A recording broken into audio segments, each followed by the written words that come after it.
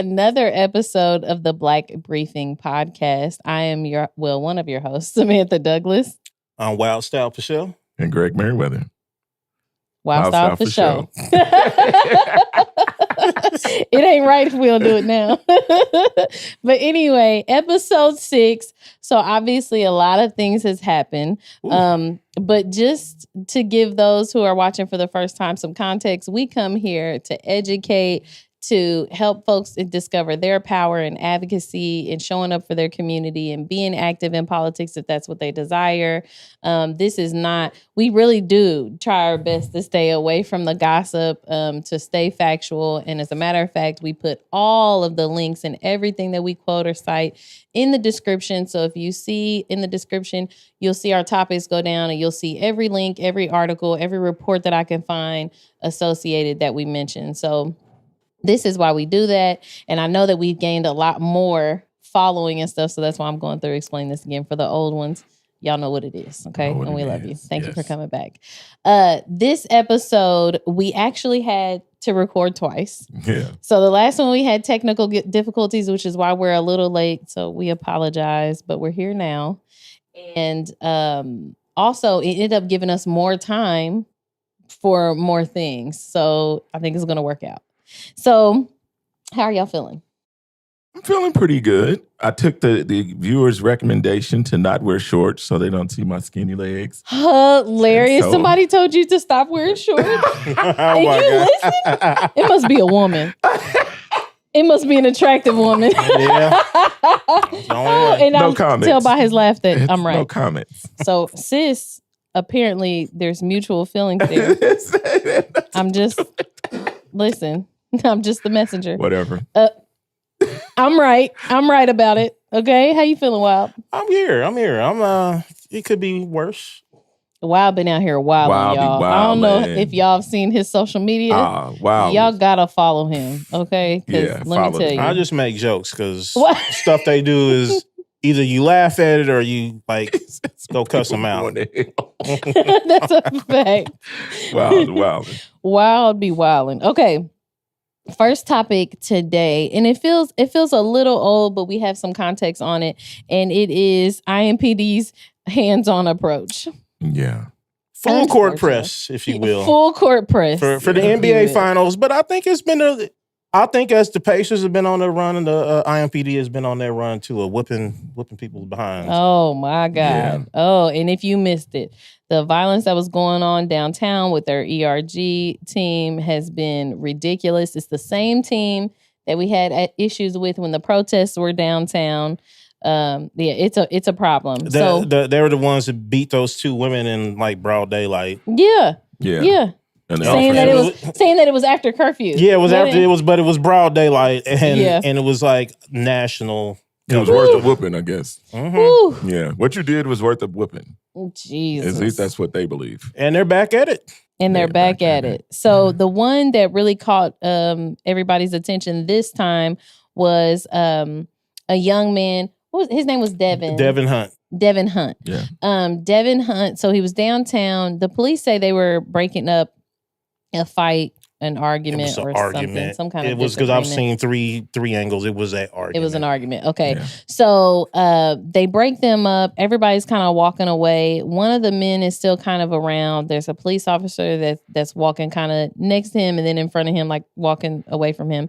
And Devin says something to him, but he says what? And the officer says what? And he says while he's holding this big long it's basically a pepper ball gun. It's basically a pepper ball gun. And he asked him, what you got that for? Yeah, he asked him, what do you got that for? And the officer pushes him, literally pushes him, and then gives him, 6 of them in the chest? 3 or 4 shots. At least four. 4 shots. It was a lot of, but it's a lot of bruises on him. Oh, yeah, it was. Multiple. Yeah, it was. He shot him at point blank. Yeah, from here to here. Yeah. Because he had stepped into his path, pushed him. Yeah. Devin swats his hand away. Yeah. After the push, when he tries to reach after he pushes him. Yeah. Yes. He tries to reach for Devin. Devin swats his hand away. He shoots Devin 3 times with the pepper spray gun, right? At least 4. 3 or 4 times. 3 or 4. And then, but he has a lot of and spots. From my perspective and my dealings, I've had bad dealings with IMPD. And I'm telling you, I think the problem in this whole situation is that the young man did not fall. Yeah, I think Oh, so. yeah. I think the ego got into play. You could definitely because tell he it was didn't the even ego act thing. like it hurt. He just was like, He's "What? like, Are you really? serious?" He's like, are you serious? Yeah. Oh, yeah. He ate them pepper balls. Yeah, y'all. Yeah, he did. Listen, He took that like a ate man. I them say that. pepper balls and was like, "Are you serious? Really? Yeah. Really?" And like, I mean, he I think hated that. They flung him around. they flung him All the around. way They out of shoes. start punching Then him. they started punching him. Yes, there was, and there is a video that we've been looking for. There is an angle of him being punched. So the one that everybody has seen a ton that's going around is from the back angle. You can kind of see from the side, but they're kind of further away. But there's somebody that's recording closer to that. If y'all know that video or y'all know who has that video, I would love for y'all to let us know or tag one of us in it, share it or something, because I want that video angle that's closer that shows that officer hitting him, because it looks like his arms are already pinned behind his back at that point. Him hitting him is completely unnecessary. I mean, and we know it's unnecessary, but I'm saying the better angle and the better proof we have in that way, the more we can fight. It was necessary to establish dominance over Negroes. Disgusting. Yeah. It was. All the way out of his shoes and yes, and snatched him out of his shoes. But to kind of just, get beyond this, I think the worst thing that we all experienced was the phone call. Yeah, that we experienced. So for y'all who don't know, we have a CRT in our city and CRDCs, which is Community Resource District Councils that are aligned with IMPD. And we come together for these critical incident activation calls. So when officers are involved in like an officer-involved shooting, or there's a situation like this, or let's say it's a particularly traumatic like murder or something, we'll come together on a call, usually within 24, 48 hours of this happening, and IMPD will give us, usually like a little more details. We're able to have discussion, and that's also where we end up holding IMPD accountable and criticizing their behavior and actions usually. And so that happened with this situation. We had one of those calls. It was the week before last now. Yep. But it was, so IMPD's statement was horrible. It gave you the impression that they were defending this officer's behavior, which is just unacceptable. It is just unacceptable. He instigated physical contact that was not there. And then at the end of the video, you see when they stand him up, a gun fell out. So not only did this officer instigate physical contact, but he instigated physical contact not knowing that this man was armed. And thank God he didn't decide to use that gun or pull it out, because this officer was putting himself at danger and at risk. Which they often do. They often do. Like that's been one of my critiques on their behavior on a lot of things, is that they put themselves in harm's way. And then once it escalates, like had Devin pulled his gun out and tried to use it, possibly shot the officer, then Devin would be killed by the other officers. Yep. Or if he even reached for it, he would have been shot. I think the disappointing part is when we listen to the chief of police and when it was all said and done, we heard them take the whole situation on the call to a legal perspective. Yep. When they said legally, we're able to kick, stomp, punch, choke. I mean, they said everything for compliance. And then was wrong because the officer never gave Devin a command. There was no command for compliance. Fact. He was not given the opportunity to comply. Yeah. It was all ridiculous. And then you can't take the approach of the weapon, because because laws have been created that basically you're saying, well, we found a gun. What does that mean? They didn't even know. They didn't even know till the end. Exactly. And then you find that he wasn't illegally carrying. Right. So this is not a guy who has a record that was illegally carrying a weapon, which they've not stated. And then all of a sudden you think about it, what we fail to realize in a lot of these situations is our Fourth Amendment right being taken away from us with illegal search and seizures. And so when we look at this and I asked, I said, was it really a fight? The answer is no. Did he brandish the gun or say he was going to use a gun? Did he even claim that? No. So at the end of the day, you finding a gun means absolutely nothing. Could have left that out. And then to put hands on the man for argument is just absolutely ridiculous. We pay them to de-escalate situations. And he escalated. He escalated. And the only thing in this situation that he needed to de-escalate was himself. Yeah. That's it. He could not de-escalate himself. I do not know a better case for get this man off the streets before he actually kills somebody. Yeah. I don't know a better case for it, because it's setting a mentality that's harmful to this kind of work. Theoretically, this ERG team, because they should be handling situations that are a bit more tense, a bit more high energy and stuff going on downtown, which is why they're there for the finals and stuff like that. They're supposed to be trained for Theoretically, they should be the ones that are best to handle these kind of things. But I'm sorry, he's not.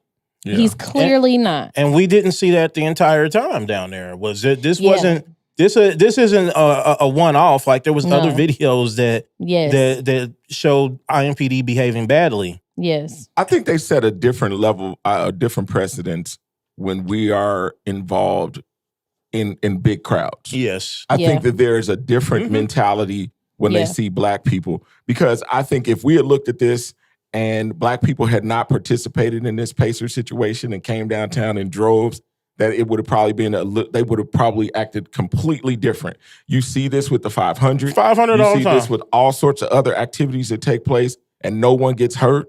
If people even have a confrontation, no one gets hurt. But when they see us, it's almost like this team is on high alert to act in a totally different manner because it's us.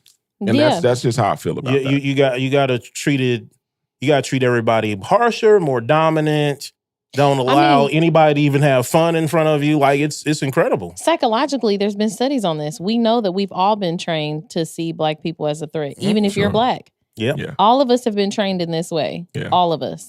So that, and this is the harsh consequences of this kind of conditioning.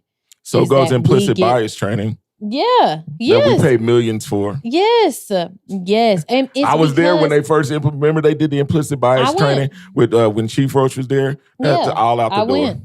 I went, and that's because it's only the knowledge. Sure. It requires you to actually apply it. Like, you actually have to do the self-work of being able, because part of what implicit bias teaches, sorry, there's a fly in here, y'all.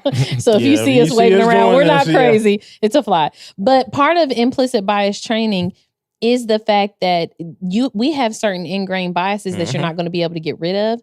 So being conscious of them, though, you move consciously around them, and that's part of like the gist of it. And the problem is one, you have to be self-reflective enough to know where your biases are, and then be able to actually, counter them in some way. Like, I know that I have a leaning to blah, blah, so let me give this more patience. Let me ask more questions. That's the way that you tip that scale to bring some balance back. But that doesn't happen because they're not self-reflective. And this is another thing with IMPD that I've said continuously that pisses me off. But without consequences, this kind of behavior will continue to repeat itself. It's not just with IMPD, it's with anybody. Anybody who does not experience the consequences of their terrible ass decisions. And don't tell us we're blind. Them. I don't like that. Don't tell us that we're freaking blind. Yeah. That's the... They basically told us that we didn't see what we saw. It wasn't basically. No, they told, and then they said he tried to flee. Yeah. Oh my God! At what point could this man think? We didn't talk about it. You shot him 3 times, then you swung around. But the difference in size of these men. Oh yeah. He did not have a chance. No. Devin is definitely under 150. Yes. Probably 140, and this officer was no shade, bro, but you tiny. And this officer was big. Yeah, dude was big. There with was weapons. There was no chance. And a crew backing him. Yes, and then I was gonna say, by the time he's on the ground, because I feel like the video I saw, they're like cut. It like cuts, and then he's already on the ground. By the time he's on the ground, there's at least 3 or 4 officers. I want to say 4. Yeah, it was one is just swinging away, and it's just pounding like for no reason. Were you punishing him? Like that's not. It was. That's not what the force is supposed to be for. That's what's so crazy. At that point, you're being judge and jury. Yeah. Because that's not what you're there for. Yeah. That is not what you're there for. Once he and again, we talk about compliance. You didn't even give him tell him what to do. Like you didn't comply with. You didn't give them a command to comply with. You just went to physical force because you were angry. I look forward to seeing what happens with that. And also, when we talk about implicit bias, it starts with Chief Chris Bailey, who on that call said that we can't trust the video because we don't understand police tactics and procedures. Yeah. He treated us like stupid niggers. Facts. And the implicit bias is on his part. That's what he thinks of us because that's what he said. It was unfortunate. Great.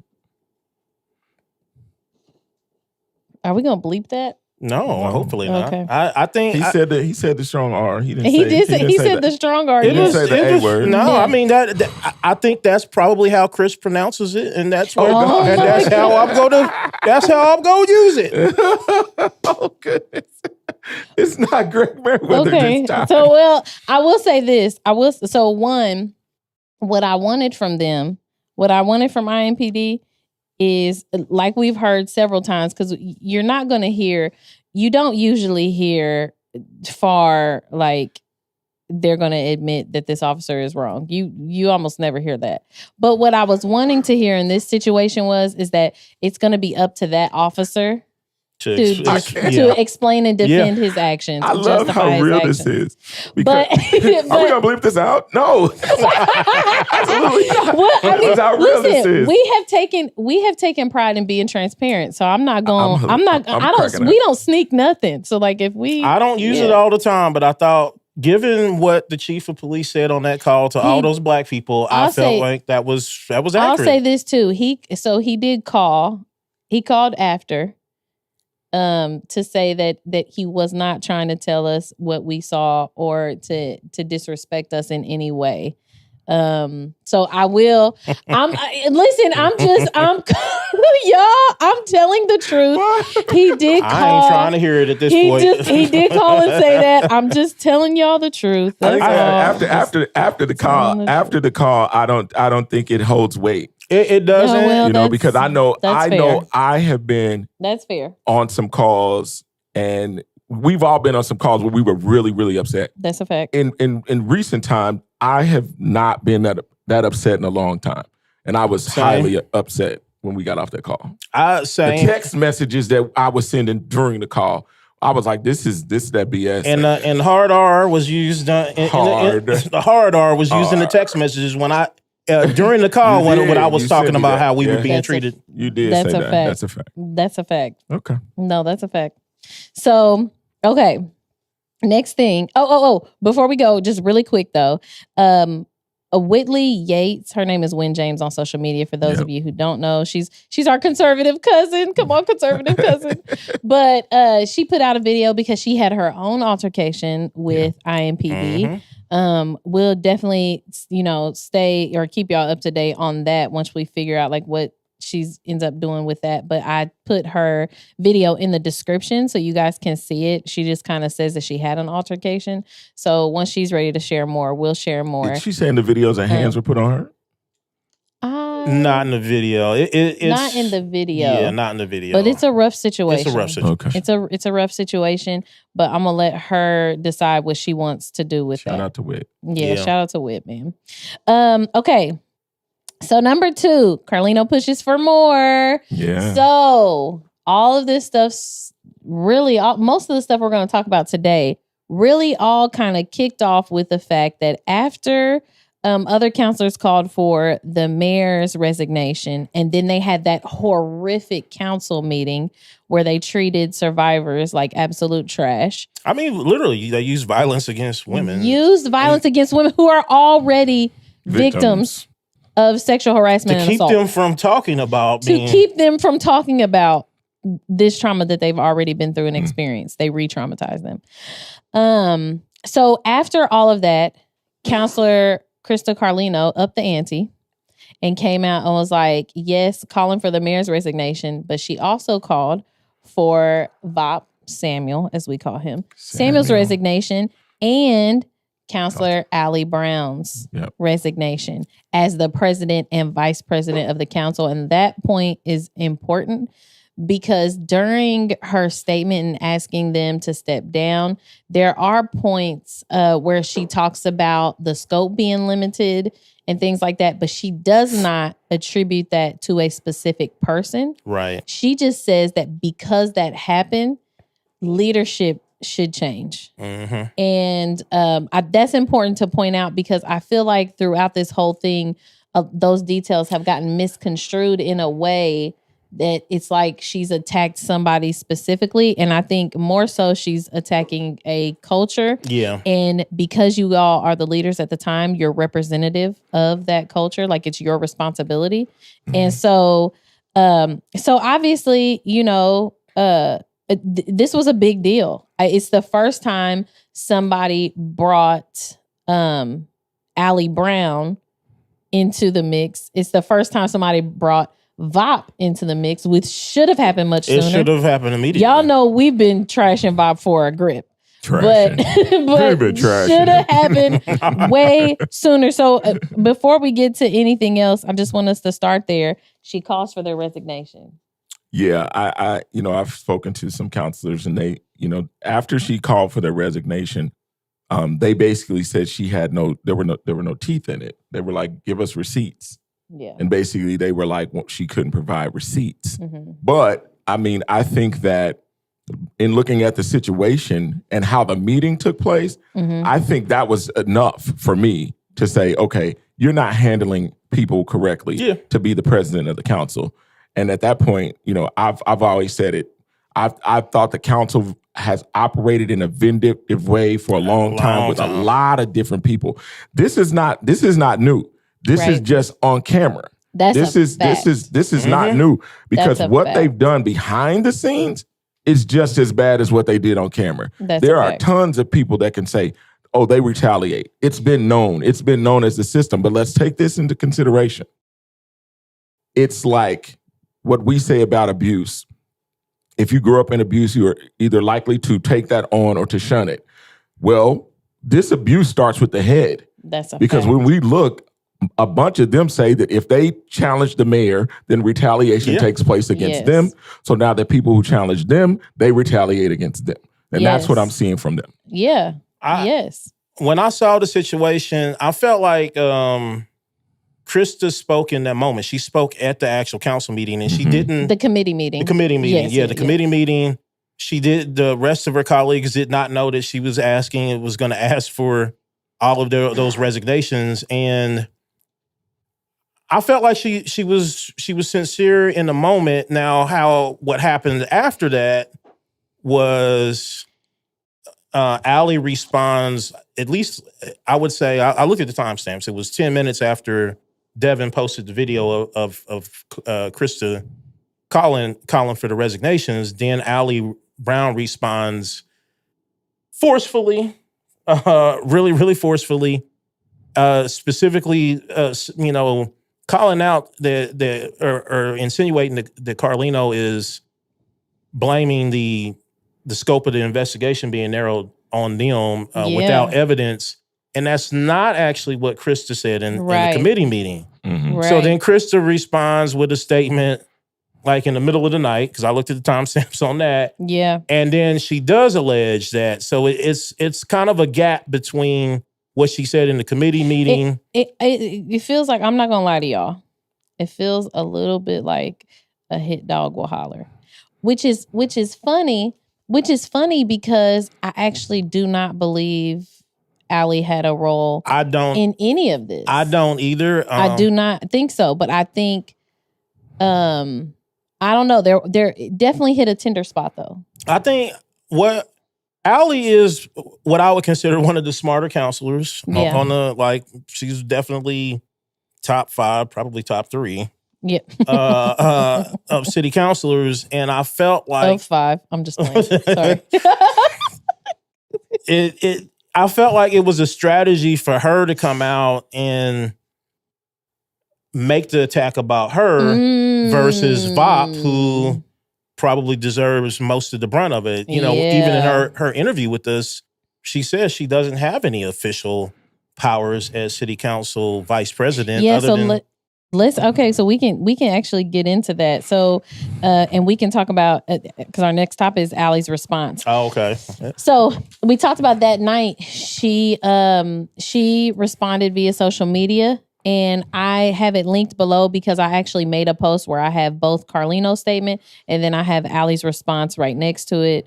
So you guys can see what we're talking about, just in case you need to pause and go see. But it was very Allie comes back very aggressive. Always very aggressive. She comes back very, very aggressive. It definitely feels like some kind of tender spot was hit.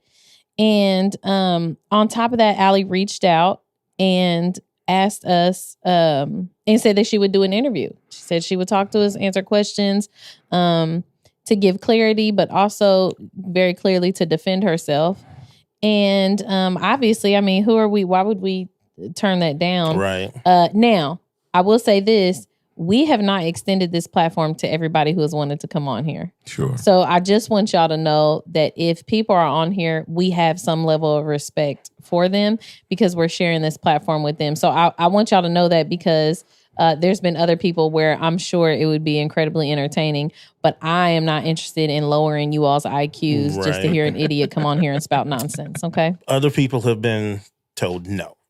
Other folks have been told no. So I just want y'all to know that this is not, although we don't agree with a lot of the actions of certain folks, it didn't make me feel like they're just a bad person or that I don't have respect for them. So just wanted to put that out there before we go into this stuff. So during the interview, which I'm sure most of you saw right now, that interview has like 852 views as of recording this. So in the interview, we are asking questions about Allie's role. So Wildstyle starts out asking questions about her being vice president of the council and what it means. Yeah. I mean, I don't know if we're going to get into all of it. No, but I just wanted to just kind of give an overview for the people who haven't seen it, at least give them a little context. We asked questions about that. We asked, she let us know that she was not happy with the scope of the investigation, and then she went into some things that we didn't expect. She brought up specifically too with the scope, not just because everybody's unhappy with it just being on Thomas Cook. But some people wanted to be more into the mayor, more into things we didn't know about. She actually mentioned Rusty Carr and Matt Pleasant. Right. That's where she was concerned about where the scope didn't go. And then that led to allegations. Yeah. Pretty rough allegations. Of conflict of interest on Krista Carlino. Her narrowing the scope of the investigation, which by the way, we should probably we'll have to put out a disclaimer about some of the stuff that Counselor Allie Brown said. Some of it has actually proven to be inaccurate. And that's what I was just about to say. We're at least going to go through and do our best at trying to correct some of those inaccuracies that people reached out and let us know about. So you want to head that up? Yeah. I mean, we can't verify the veracity of any specific rumors about whatever Krista's relationship with Matt Pleasant. Like, I don't know. We don't know. She admits that they were friends, and that's as far as we know. That she probably should have disclosed that or recused herself if that was necessary. But it is important to note that she didn't go for this on her own, though, that she was asked to chair this committee. And she was asked by VOP, who knew that she had a friendship with Matt Pleasant. What was the relevance of that part? Because Matt had just been fired for sexual harassment. Sure. So if we look at Matt and we say, okay, we're talking about the mayor, how the scope of the mayor was, removed from this or that piece. I'm like, how does Krista's role with her relationship have anything to do with the totality of the scope? They're trying to say that she limited the scope from going into everybody's business to protect Matt, right? That there's a conflict, that there's the potential for her to do that because they have a relationship, like that is a conflict of interest. Now, I'm kind of with you though, But see, there's seems like an attack. It's rare to me. It's rare that you're in these kind of city spaces. One of the things that you realize when you get into politics, especially like local politics, is that everybody knows everybody. Everybody's connected in some kind of way. So I really think, like, I don't know, you'd be kind of hard pressed to find people that aren't, you know, they don't at least know each other in some capacity and stuff. So I don't. If you ask Samantha, I don't really give two craps, and it didn't seem like it limited anything. But there's a couple of structural problems with this, and so I'm gonna say first off is, to my knowledge, and if somebody has information otherwise, please hit me up discreetly, and I'll keep your name out of it. But to my knowledge, there was no alleged cover up of Rusty Carr and Matt Pleasant's whatever issues. Once it was, to my knowledge, once it was brought to HR, it was investigated and they were fired. So it was the most swiftly we've seen them do anything. Exactly. As a matter of fact, they ... It was like almost the way it's supposed to go. It was reported, they investigated, they found it, they're gone. And so but it wasn't that way with Thomas Cook, which brings me back to my point. Right. Like, why would you go investigate the issue when it was actually handled correctly versus trying to figure out all the issues that weren't? So there's some structural issues with that. But also, in Krista Carlino's response to us specifically, she talks about, because we asked, that VOP was in the room for communications with the law firm and the legal counsel on this. So when we talk about what Krista did or didn't do in the scope, she says she never talked to them alone. And that VOP was there on several occasions. So it's kind of like, well, so y'all all had a hand in this. And if somebody was narrowing the scope, either you were okay with it or you participated or you watched it and didn't do anything. Yeah. So once we did this interview with Allie, we let Allie know. So Allie reached out to us for this interview. Okay. This was over the weekend. Sunday. We got it Sunday. Yeah. We had her on Zoom early Monday morning. She asked us for a little bit of time. She said she would see Carlino on Tuesday evening for their caucus meeting, and asked that we give her a little time so that she can let Carlino know that she was on the podcast, what she shared, and blah, blah. Of course, we're like, absolutely. We are not here trying to, get nobody. Yes. This is not who we are. And that's not how we ever plan on running this platform. So we were like, of course, right? So we knew it was going to be pushed back at least till Tuesday evening. I also let Allie know that because we were giving her this space for the interview, that we were also going to give space to Carlino. I was going to reach out and see if she wants to. So I did. I reached out to Carlino later that evening, let her know that, hey, there was an interview. I want to give you, the opportunity to respond, blah, blah, blah. Carlino thought about it and was like, yes, she'll come on too. And we set up a time for her Wednesday morning because she knew it would be, after the caucus. It would give her enough time to hear from Allie. Allie could let her know, that she did the podcast or whatever. And so we were set to record Wednesday morning. Okay. Now, obviously, it was a dumpster fire in that caucus meeting Tuesday evening. And it was all over social media late that night. Yep. So by Wednesday morning, obviously Carlino was spent. We were about to go in and record this episode 6, the first version, later Wednesday afternoon. And so what we did is she asked if we could do this a different way or reschedule or something. Obviously, we were pressed for time, so we just sent her questions and she sent them back. So I wanted to give that context because one, on the timing of it. Why did we wait until Thursday to release this interview? And it was because to give Allie time to tell Carlino, to give Carlino time to respond. Which Allie asked for the time. Yes. And then Thursday morning, as I was editing the podcast, as I was editing her interview, I let Allie know. We actually had to talk about one thing that we removed from the podcast because it just felt a little too personal for me, and she agreed. So we removed that, and then I let her know that it'd be out at noon. So I just wanted you all to know that happened Thursday morning before her interview was released. So this was completely on the up and up. the fact that this was released, when it was going to be released, why it was released in that time frame, that's how it happened. Sure. And obviously, I mean, and even still, it was still a bit too soon for us to even fact check all the things. We couldn't fact check. And there was stuff in the interview that I knew. I was like, I don't think that's correct. Particularly, which I had to address on social media, was Allie Brown's claim that Lauren Roberts was not speaking on the correct proposal that included the investigation into the sex abuse that occurred with her. Yeah. Allie Brown was factually incorrect about that.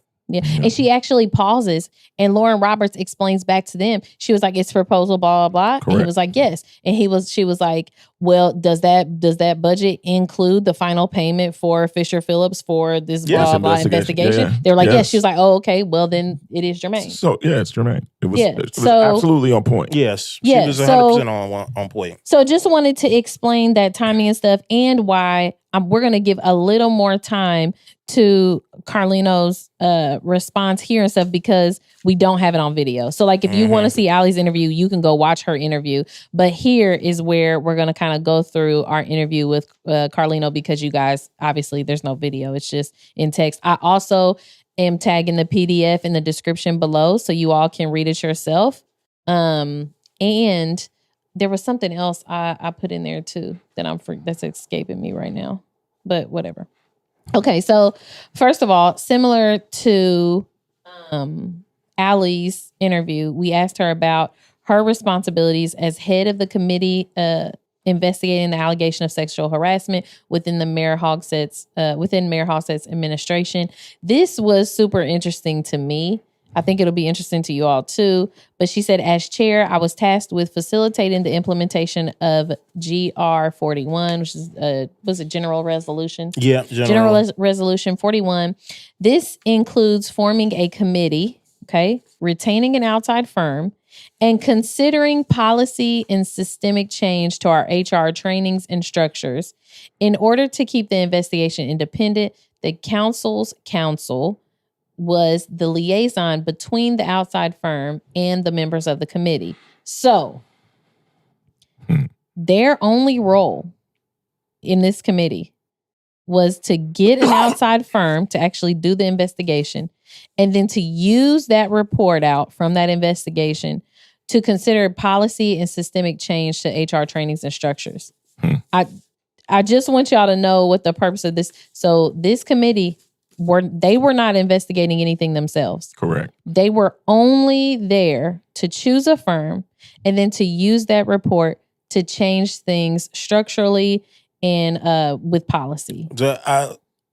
Long story short, the city council and the investigative committee made up of counselors were not the ones asking the questions here.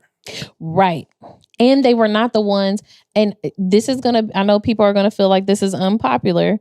They were also not the ones responsible to have the survivors come in and testify, because they were not the ones doing the investigation. Right. Okay. Like that's what, now, once the report came out and the survivors were saying it's inaccurate and it doesn't include a lot of their information. Now, obviously you want this committee to hear from them. But I'm saying initially it makes sense that they didn't have them come in and testify, because it wasn't the committee itself that was doing the investigation. What was most important is that Fisher Phillips had their testimonies and information. Okay. Right. Okay. Next thing. We asked, who do you feel was responsible for the scope of the investigation that Fisher Phillips delivered? And she said the council's GR 41 clearly outlined the intended scope. Again, important. Ultimately, the scope that was delivered was approved by the committee in a November 2024 meeting, but I believe the scope was further distilled down once the administration retained outside counsel in December 2024. The administration, meaning the Hogsett administration, yes, who hired attorneys that used to work, for the Hogsett administration. Yes, during the times that this stuff was happening. FYI. So, okay. Yes. Yeah, it sounds. Yes, it is what it sounds like. Yes. So a month later, something changes. Something changes. And by the way, now that I've had time to do my little digging, there is an article down below. It's an IBJ article where they compare the scope that is listed in the general resolution and the scope from some what they call it, a engagement memo. Okay. A memo of engagement or something. Memorandum of understanding or something? No, it's something. It's engagement something. But it's where Fisher Phillips basically clarify what they're supposed to look into. And the way it was clarified was that they were supposed to look into Thomas Cook. And only Thomas Cook. Right. Samantha's not making this up. Please go read the IBJ article. This is the change. And this is the change in scope from November 24 to December 24. Yes. And I put the links below too of the reports and the contracts, because that's what you need to compare. Yeah. So I mean the general resolution and the contract. That's what you need to compare. So the general resolution says that it's looking into the sexual harassment period in the mayor's administration, right? They're just looking into stuff, period. By the time that the contract actually comes, that scope is limited. Now, the question is how and who did that? We don't know, but we know VOP signed it. So I'm just blown away by, further distilled down once the administration retained outside counsel.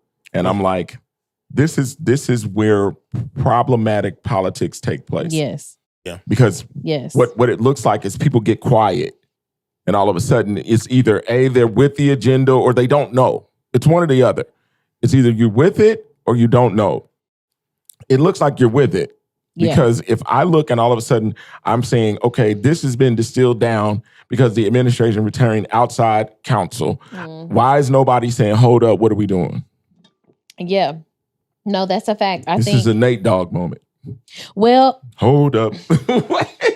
It's like, what's happening? And I'm like, this is what makes me so mad. What was the sign that said so many counsel but two spines or something like that? Ooh, somebody did have a sign that said that. Wow. They said 25 counselors but only two spines. Yeah. And I'm looking at this and I'm like, that's a proven fact at this point. Well, and I think too, the thought was, y'all gotta think this too. It's gonna sound crazy because y'all listen to us, but a lot of people assume goodwill. Sure. Like they assume that, oh, well, maybe this is a good thing, right? Maybe this was the right thing to do or something like that. Like you guys would be shocked at how many people like truly believe they're like, oh, yeah, okay, maybe that just makes sense, and they'll go with it for a little while until it's like, that's not right. Like something has to spark up that's not right. They're not cynical. We see these things early because we're cynical to begin with. Like we're critical to begin with. But also I like the cynic. I have I'll be cynical. I have friends that are former counselors, and they talk about that sometimes they were fed lies even about how the votes were going because some of the rules are complicated and all that. So it's a possibility that not everybody understood exactly what was going on here. Like one of the questions we asked was like of Krista was, there's been criticism about how you ran the investigative committee.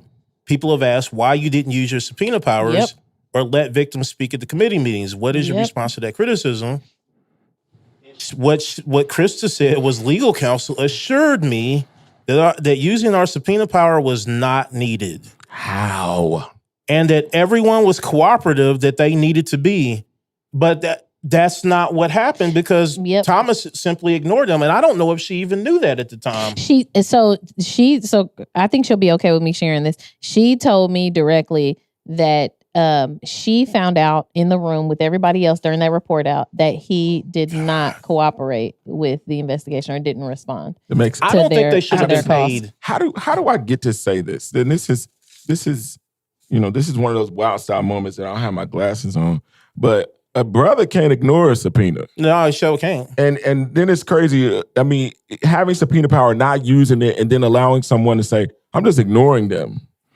It's like, at what point do you take charge of this investigation and say, Thomas Cook, you have to be subpoenaed? It was and that's what I'm saying. Like, it was the law firm's responsibility, though. So this is why I was reiterating that it was not this investigative committee really in this. And she says this in this interview that their one and only vote, which she did allow public comment on, was the choosing of the firm. That is the only vote that they had because that was the only thing they were really set out to do. And then once they got the report, they were supposed to make changes after that. That was it. So that's important because going into this investigation, she only knows what they tell her. Sure. So if she's saying, hey, I have this power, because they need to inform her that, hey, we need to use that, and then the committee has the power to execute, right? So they would have had to have told her, like, yo, we do have some people that are refusing to speak or refusing to respond to us. We need to subpoena them, and then she could have did that, but she needed them to tell her that, though. And I need to reiterate your point.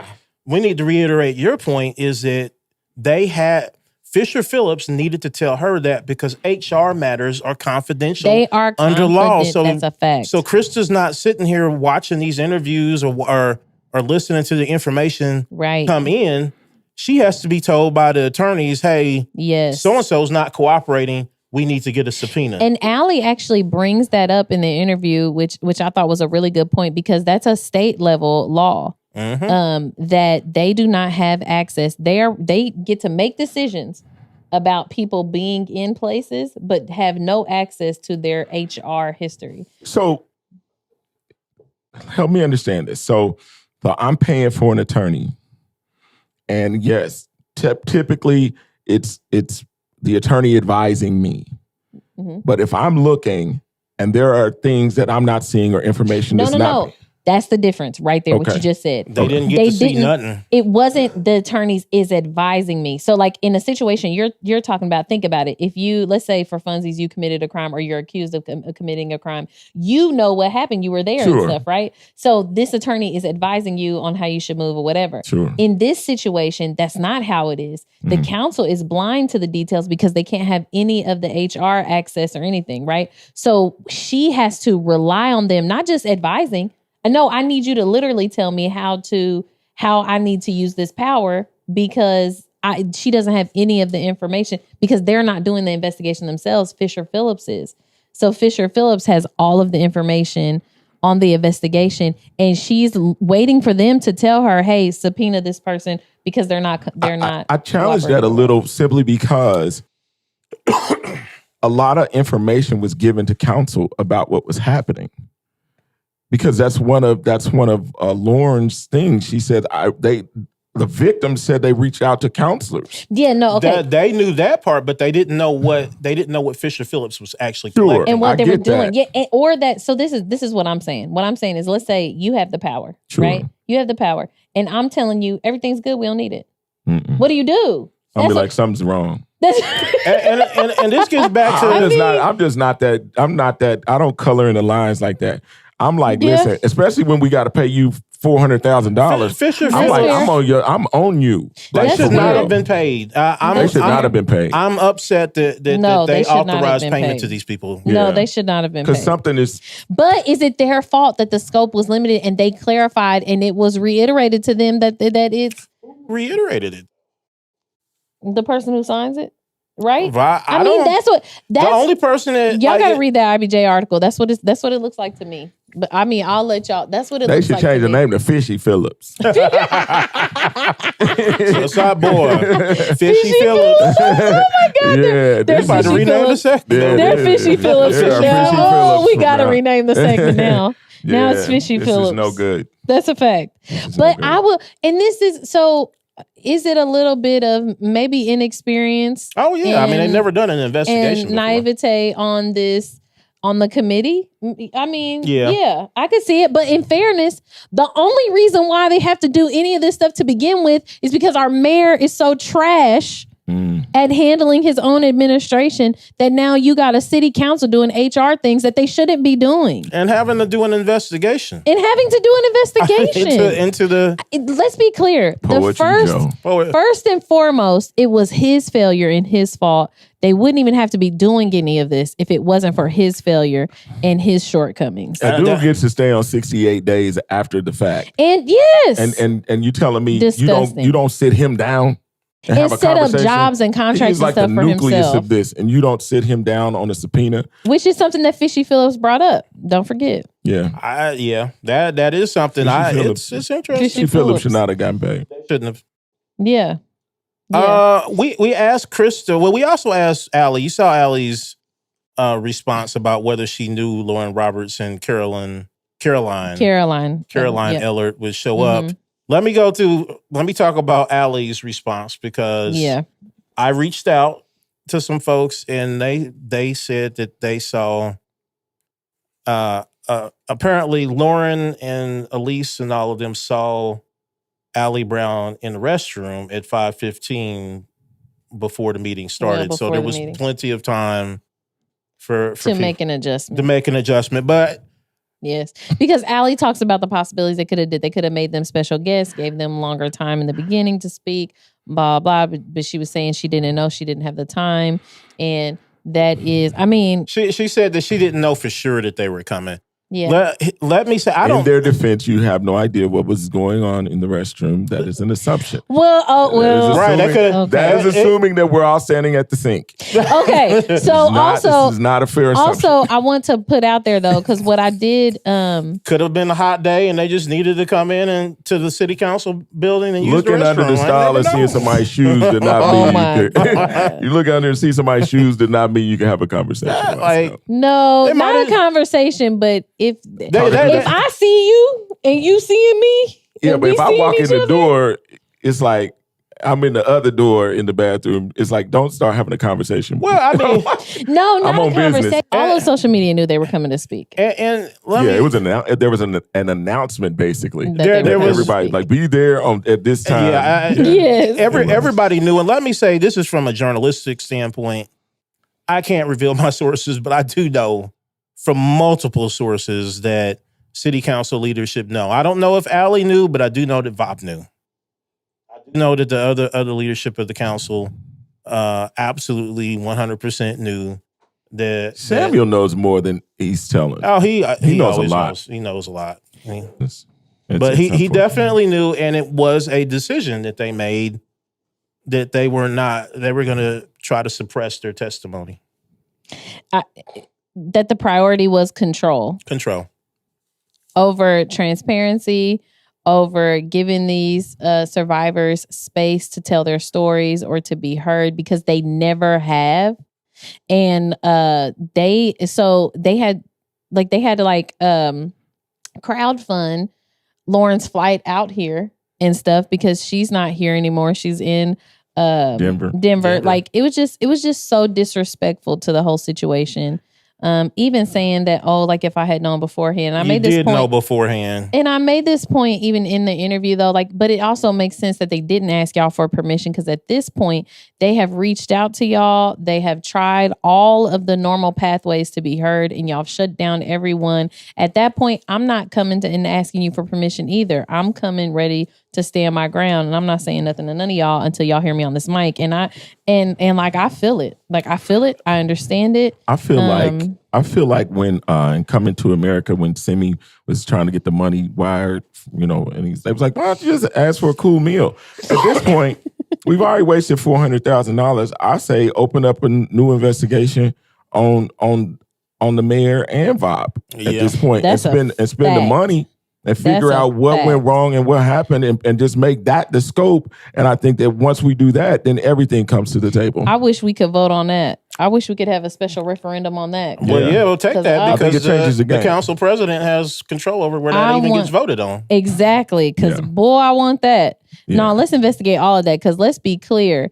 They've only gotten tight since they started getting in trouble. So if we start really digging into how sloppy, I don't understand. The sloppier times. I don't know if they've gotten any tighter, because there's been some sloppy stuff going on. But anyway, we'll talk about that later. So, hold on. I want to. Oh, go ahead. What Krista responded to, were you aware that Lauren? That's what I was about to say. Okay, okay. Well, she says, yes, she was aware that they were going to show up. She said, yes, I was informed by word of mouth and social media posts that Miss Roberts was intending to join us. So Krista knew, and I can tell you that from all my other sources that everybody knew. Yeah. And she said they were both necessary and welcomed by her. Yes. What I found interesting they know. was when I looked at this, and some of Krista's responses changed, because it almost looked like, okay, that this kumbaya moment was happening. Because all of a sudden it was like, I can't confirm. Oh, we're not to her statement yet. Okay, gotcha. Hold on, we're not to her statement yet. So with this, There was one other thing. Again, this is going to be out for you guys to read yourself. But there was one other thing because Wild Style really put a lot of weight on this, where they asked, was VOP asked about a plan if survivors did show up and wanted to ask or to speak during public comments. And she said, I'm not sure if he was asked about a specific plan, but the Sunday evening prior to the meeting, I expressed the need to several council members, including the president, to review and or develop a policy for the presence and engagement of law enforcement, particularly sheriff's deputies at our meetings. That was a highlight I just wanted to point out because obviously they ended up being the stars of the show. Well, I think VOP sent an order in to send up the biggest boys you got. Oh my God. Would y'all say the 2 for 1 for the salary?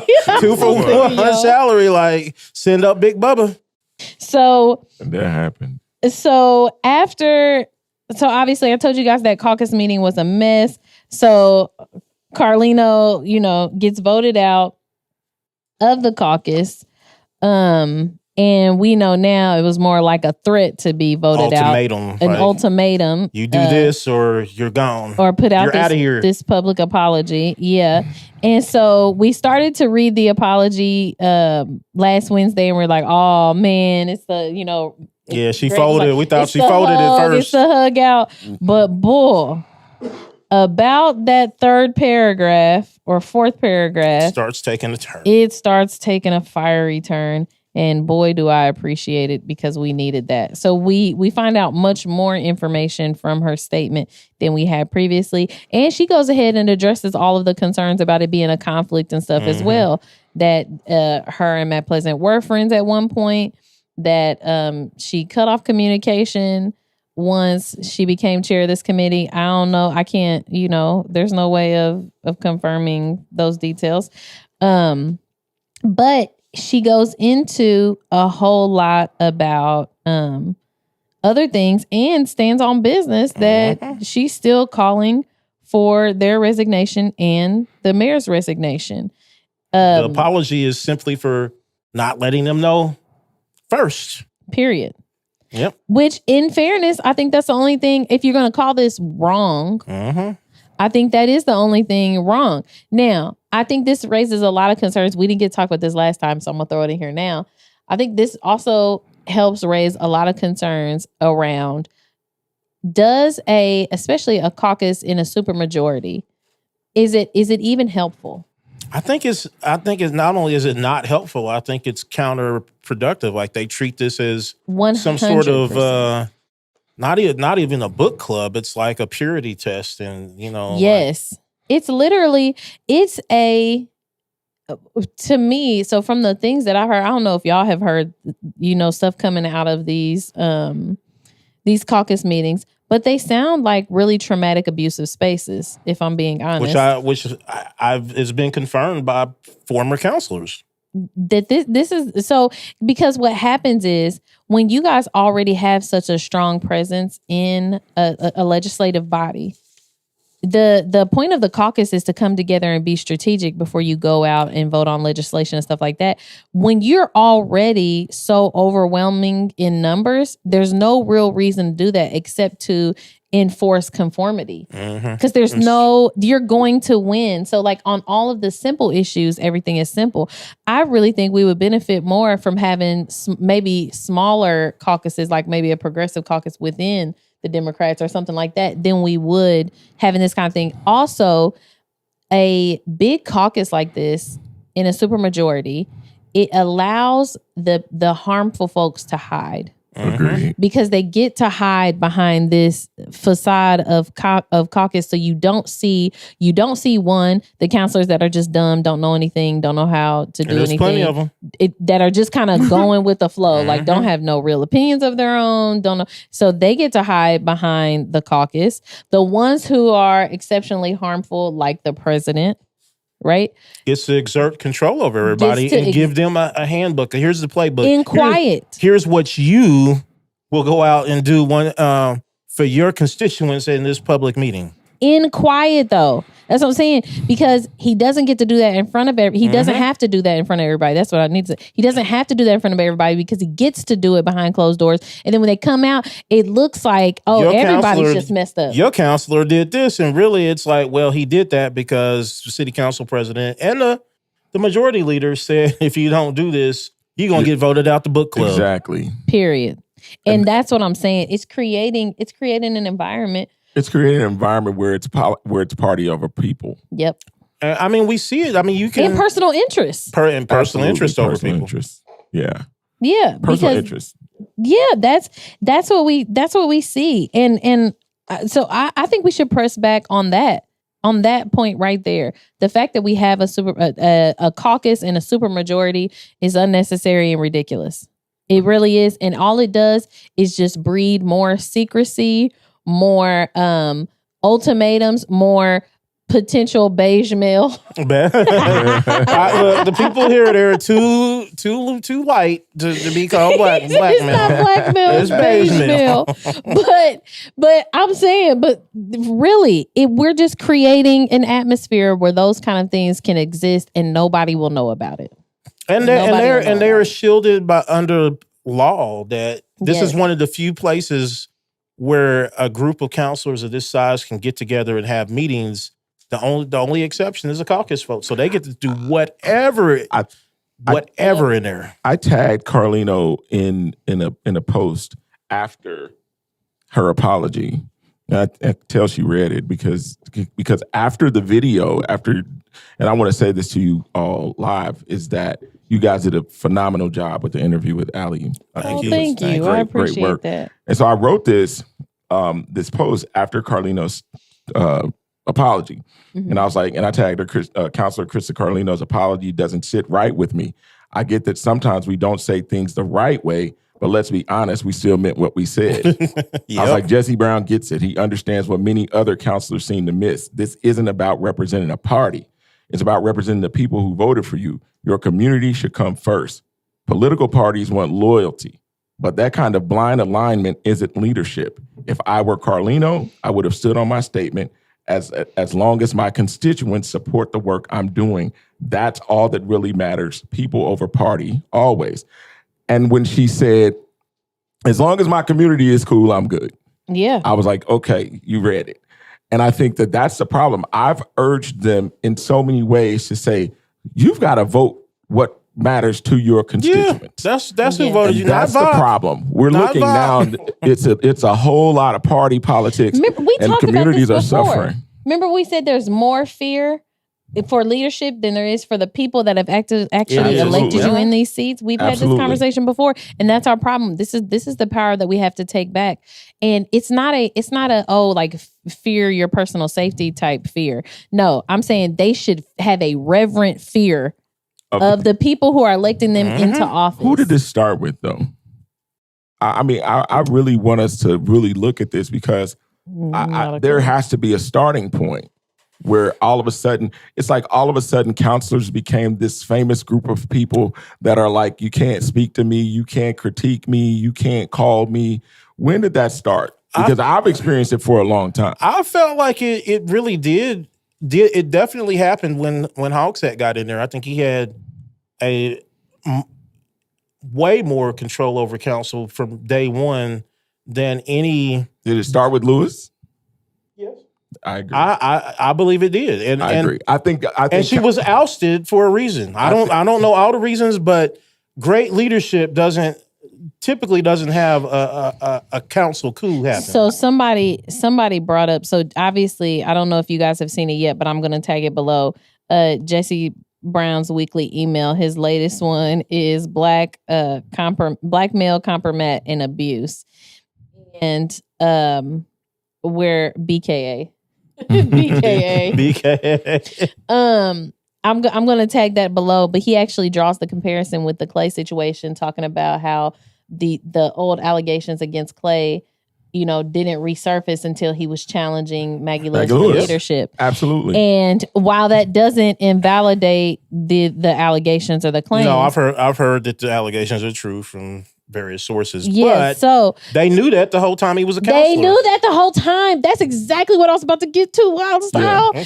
It's the same thing with the concerns that they brought up after Carlino's asking for accountability. They knew. Oh, well, she had a conflict with this. Well, she has a. Oh, well, this she is knows questionable. that person. Well, Well, you didn't knew y'all that. know this the whole time? You knew that when you appointed her. her. The minute you go against the regime, then they basically bring up anything So they that they've known hold about these you. things. Yeah. So they know this stuff. I think and they put hold people it. in those positions. I mean, I agree. It's very possible that I don't know if VOP is. I don't take VOP as clever enough, but I do believe people in the Hogshead administration are clever enough to go put people in positions that they know they have something on. I think that's become the way. It is, right? I mean, let's be real, and you know, not to get off subject, but it's like the administration is run like that.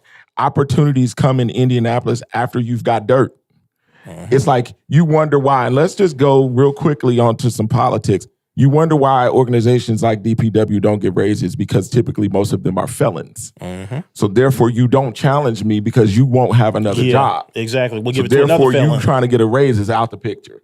So when you look at that and you find that more people are in the system, as long as they have some dirt to be controlled, then therefore you shut your mouth and you deal with what comes with it. I can control you, or you're safe, right? Yeah, but they don't want people who don't have. They don't want those people who are free. No.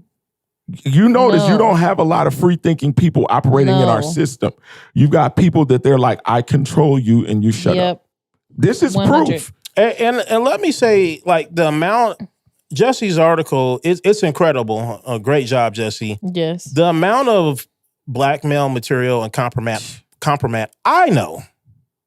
Sure. I personally know. Yeah. Is outrageous. And when I see some of these people's actions, so like some of it I can't even say on here. Sure. Like, but I know about it. Yeah. And I just have to wonder, like, how many different people are some of these people being blackmailed by? Yeah. Oh my God. I don't blackmail anybody, but people didn't have it.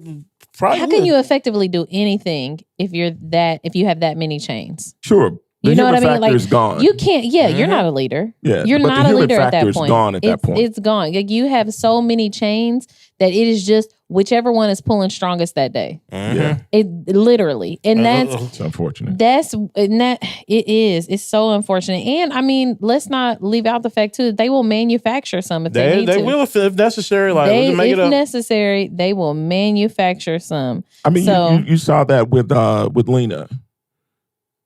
Hill, how everybody started, the people who brought complaint to her going through hell. When you started talking about anybody who went against whatever the mayor chose, those people are in trouble. You don't get to make those complaints. You don't get to file against who he picks. You are going to have to deal with some hell simply because you wonder why people like Randall Taylor didn't say anything. You wonder why we get chiefs that actually go with whatever he says. We wonder why we don't have a public safety director. You wonder why all these things, right? You don't have leadership. Because he said the buck stops with him, here. Remember? And the buck has been dropped. So when we look at this, the buck has been stopped. This is that's a fact. The control is so in our face but a lot of people are not saying anything because they know there's some comeback to if you make a statement. We need to free our council members of this terrible leadership. Yeah. That's one. Yeah. Both at the council and at the city. Yeah. We need to free ourselves and free our counselors. And then when we get to see who they really are, because that's when we'll see who they really are once they're free of all of this just power abuse and bondage. Once we find out who they really are, then we need to decide if they need to stay in leadership in our communities or not, because all of these things are 100% our choice and our power. Absolutely. We get to have the final say and we get to control these things. And before we leave any of these topics, I want to point out, remember, actually our next one will be able to drive it home too. But I want to keep the main thing. And that is the mayor and VOP at the very least need to go. Yeah. They are at the source. They are at the root of all of this stuff. And at the very least, VOP has been so complicit that he's almost been Hogsett's enforcer at this point. I mean, when you have the big Bubba, the sheriff, come in and drag women out. That's a fact. To keep from speaking against the It's mayor. I don't know what unacceptable. else you are. You are the enforcer. What else are you? What else are you? That's and we must say this. The mayor said about the report, the full report, that the things that were said in confidence should remain confidential. That says a lot to me. And at the end of the day, we're not ever going to know the full report as long as he has anything to do with it. Never. And we shouldn't just sit by and think that, oh, he has 3 more years in office. Oh, no. Because with the right pressure, and this actually leads us into our next topic. This has been a conversation going around a lot, but will the mayor actually resign? And one of the things that I've maintained this whole time, that if he gets the right pressure, especially from the right business leaders, he would. I think he would. And 2, just to help his team on how you do it PR wise, listen, he just comes out and he makes a statement saying, listen, I don't want to see the city that I love continue to lose out or be penalized because of the constant distractions of all of this stuff going on, blah, blah. I love it too much. I care about it too much. I'm going to step down, allow a different leader who can lead, with clarity, without all of this, da, da, da, da. There's a very simple way, and it's about the only way that he retains any level of any kind of respect. Yep. Shout out to Max Lewis for chasing the mayor down. Chasing the mayor down. You hear me? Said the mayor tried to run, but this time we chased him. I said, get him, Max. And they were trying to. No, my favorite part is at the end where they was like, he's not. What he doesn't owe you any. He doesn't owe you an interview. He's like, yeah, well, he does because he's the mayor. He's the mayor. No, oh my God, it was better than that though. The phrase was better. It was. We're not obligated. I think. Yeah, we're not obligated. He's not obligated to talk to you. And he's like, you have every obligation, and he's the mayor. Yeah. I agree. What? But where have we gotten to that we get to treat him like he's a celebrity, like he doesn't actually have a job to do? Like he's not actually like we're your boss. Thank you. We listen, and this is not to support or go against that march that took place on the No More Kings thing, but this is how we function. Everybody is acting like we bow down to their leadership. Yes. And it is wild. Baffled by this. We don't bow to counselors. They don't bow to us. But here's the point. The point is you're there because of us. Facts. No other way around. That's why they think these seats are their seats, and they call them that. No, it's never your seat, and you should never feel safe. Yeah, you should never feel safe. It belongs to the people of that district. It's why it says your district. Yes, we are forgetting all that's attached to it, and looking at this individual, and this individual is like, "You don't talk to me," and it's like, "The heck, I don't." And the problem is, and what's beautiful about this is an individual who has stood against the front lines for a long time, is that more people are starting to realize this. So therefore, don't look as bad.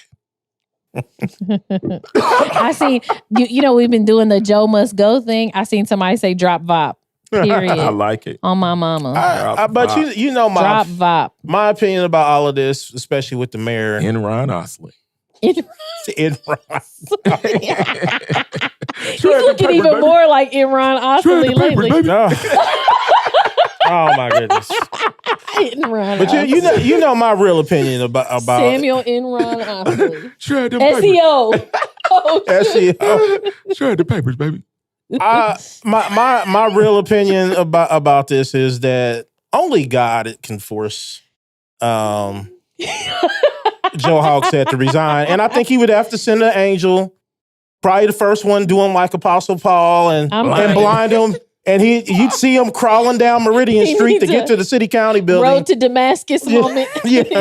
and then God would have to send another angel to finish him off. So I mean, they'd be like, you must learn the real steps to boots on the ground before you can ever dance again. Boots on your neck is what he was doing. Boots on his neck. Oh my God. Because let's not forget.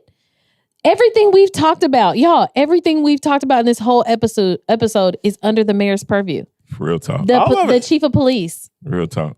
Mayor's control. OPHS. Yeah, I mean, real talk. No greater example of that was when our previous chief, Randall Taylor, a couple years ago said, well, God came to him and told him that, it might as well, it's time to go. And then he says that, then he spoke with the mayor, and the mayor was like, yeah, I was going a different direction. Next year. Glad God told you that, because I was... Thank you, Lord. So I guess God told both of them. So they was there together. Same spirit. Same spirit. So yes.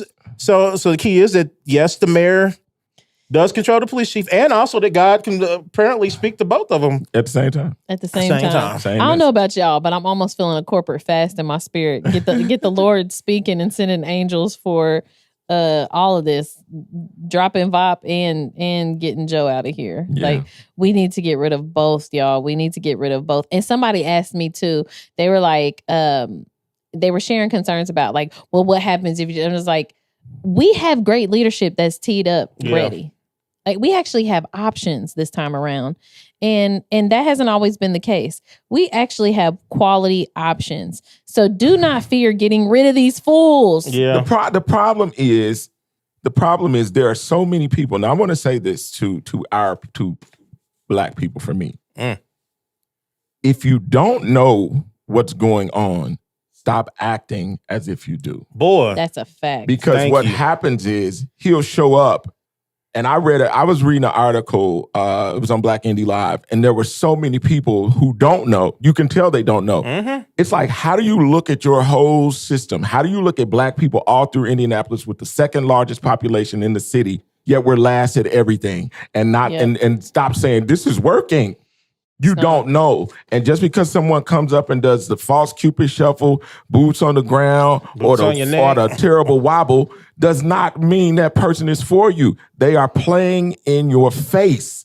And at some point, we have to realize it and make a change. I mean, and we've made jokes about this, but when he comes out there dancing all that stuff, like, legitimately, if you just think about it, just bear with me. Leg chicken. He doesn't even take the time to actually learn these dances so that when he comes in, he's like, has any kind of like cultural relevancy. And here's the thing, he just comes in and does whatever. Because he can. He has taken the time to learn the dances, because I was there at Start With Art in 2019. He went up and did a whole routine with a dance troupe. I saw for the Arts Council. I mean, it was impressive. I wouldn't have been able. I wasn't in good enough shape to go do what that old man was up there doing with that whole dance troupe. So he did take the time. It was coordinated and everything.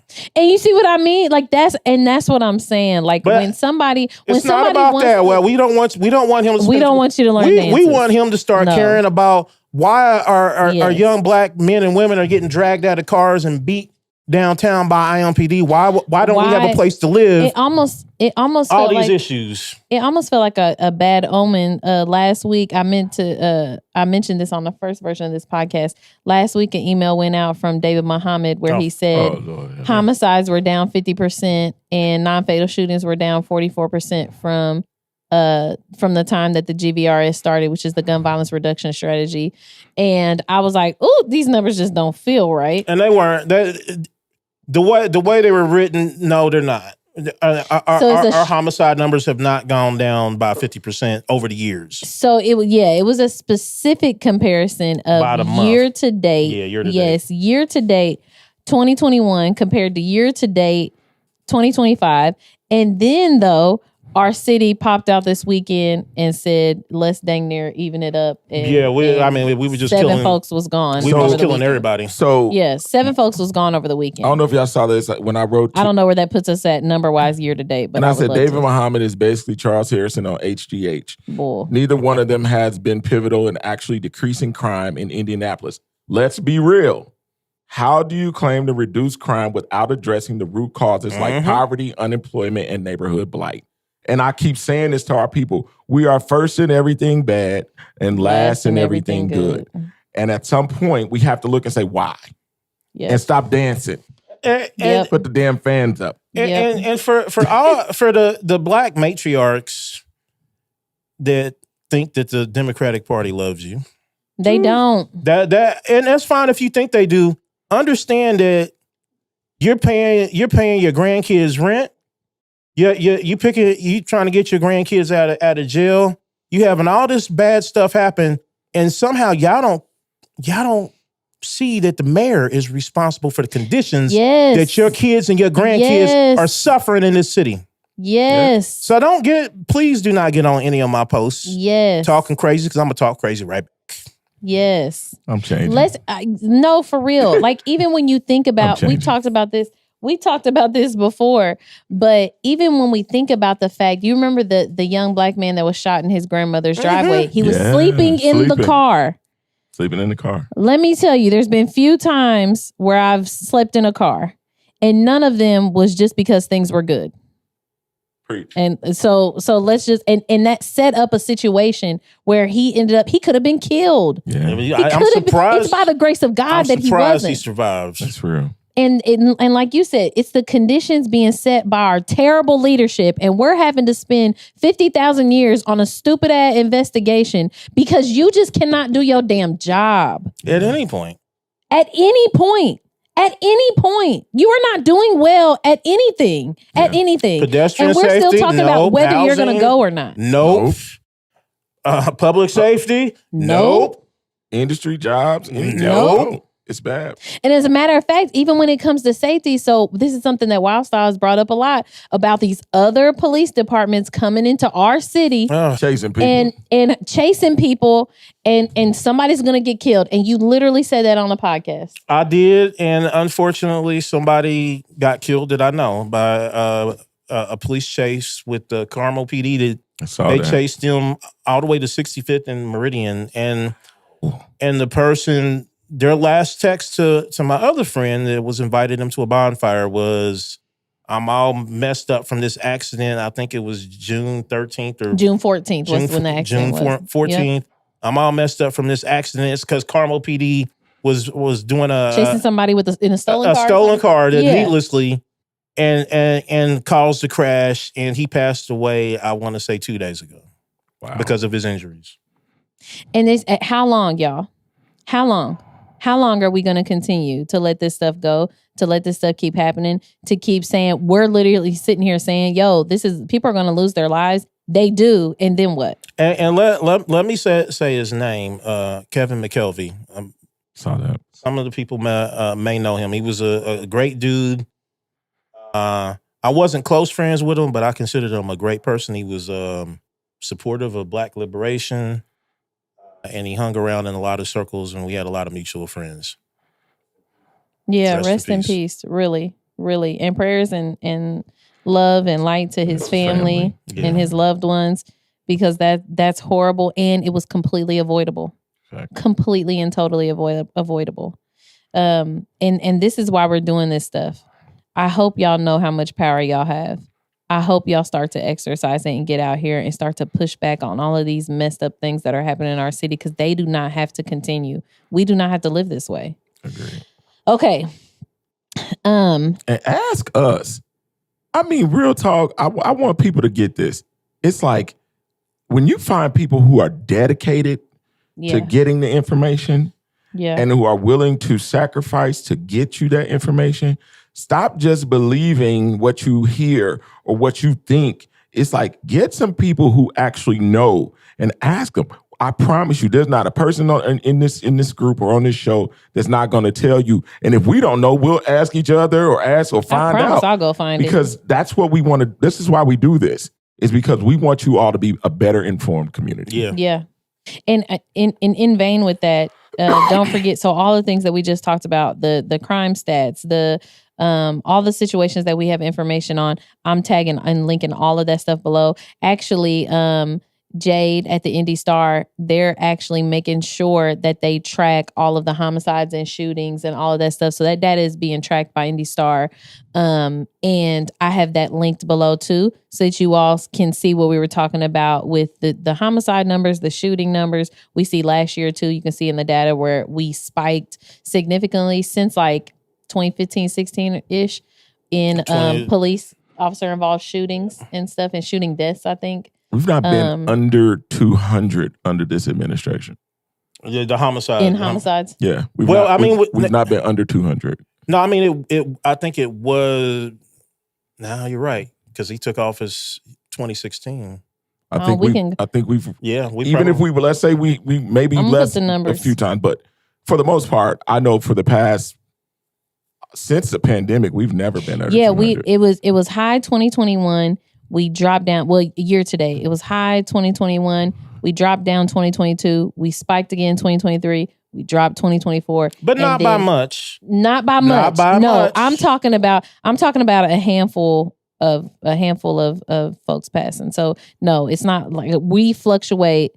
And I think another thing, because you're going to see this happen a lot more, the cherry picking the numbers is, we're talking about homicides. So now that the laws have changed, that basically it's the wild, wild west out here. If we both got guns and they both are out, if there's no cameras there, whoever's alive is going to get away with whatever happened, whether it was right, wrong, or indifferent. Man. And so you need to look at the total homicide numbers, because a lot of stuff that probably would have been classified as murder or reckless homicide is not classified as anything but self-defense now. Yeah, I was going to say, because David Muhammad uses the terminology murders, which is very specific in his email. But when you look at the data, they do go by homicides. Sure. So because a homicide means that someone else took a person. A person took your life. Yes. And so when we look at it, I remember when I used to get the numbers, it used to just say homicides.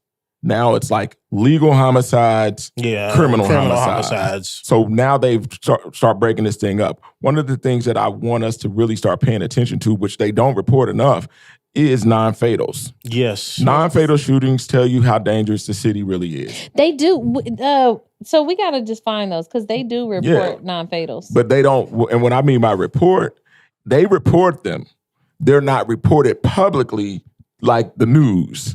So because when you start hearing, hey, we up to 300, then you understand it's a lot of people getting shot. Yeah, I was good, because I used to make fun of the Northwest a whole lot side. Of people getting shot. I used to make fun of the Northwest side because people always talk about the East Side so much. And it's like, y'all have more non-fatal shootings. Y'all aim just and it's all centered around Reverend Harrison's church. Man, Lord Jesus. I'm serious. Go look it up. Speaking, you know what? That kind of leads us into our next thing, talking about the church. Here locally. I don't discuss the church.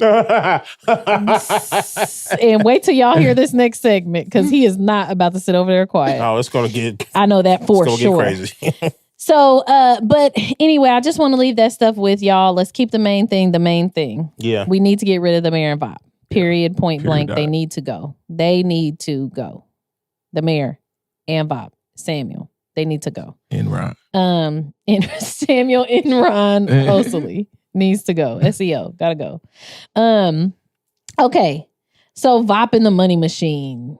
VOP in the Money Machine. So I want to hear Money Machine sound. For those of you who haven't seen it, we saw it for the first time because a picture started floating around of people black pastor vigorously patting themselves on the back for doing so much for the community. It was an ATM.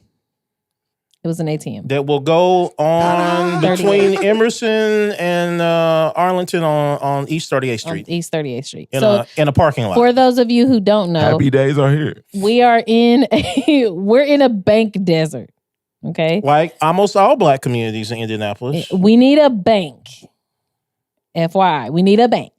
But they wanted to give us an ATM. And many of us, like, I'm not gonna lie to you, when I first saw, because we get the Far East Side Community Council, anything that's in our catchment, we get the notices. So if there needs to be a zone or ordinance or anything like that or whatever, we get those kind of things in the mail. I had saw some things about an ATM, and when it's things like that, which they're like kind of on the edge of our catchment, I default to what that community wants. And, you know, you had their counselor supporting it. You had one of their most prominent pastors out there supporting it. You had like all these people out there supporting it. And so I didn't support it, but I just left it alone and waiting to hear like what other people say. Now, to me, not attaching it to a business has safety concerns immediately for me, because you're withdrawing money and there's nothing around. Yeah, Greg should speak on that later. Yeah, Greg will speak on that.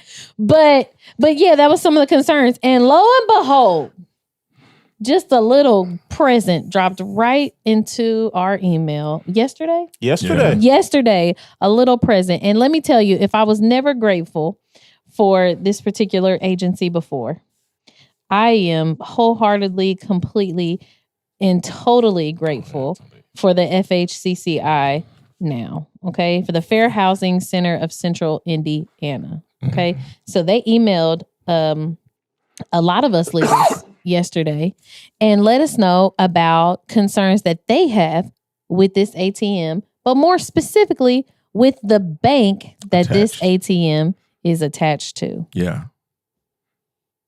I'm opening it up for you.